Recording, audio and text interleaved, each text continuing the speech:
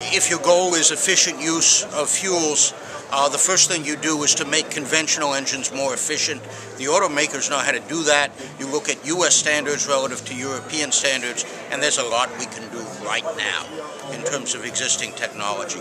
Hybrids are starting to be introduced seriously in the U.S.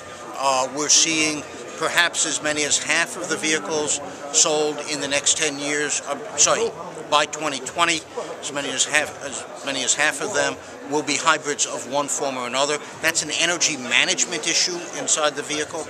And then we've started to see the first plug-in hybrid introduced. Range is not an issue. It'll go several hundred miles, but for the short trips, which are most of the trips that people make, the plug-ins can run on electricity and hence reduce fuel use. And then finally, if the batteries get good enough, and a lot of this is going to be about how fast batteries get better, we can go to all electric vehicles. Although if you look at the emissions benefits and the economic benefits, you can probably get most of the way there with a good plug-in hybrid with better batteries than we have today.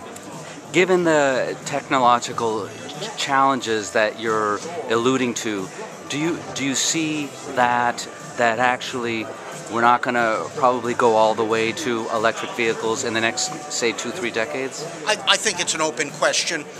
First of all, nothing happens faster than 2 decades because it takes a decade to penetrate new sales, and then it takes another decade for the new sales to penetrate the fleet.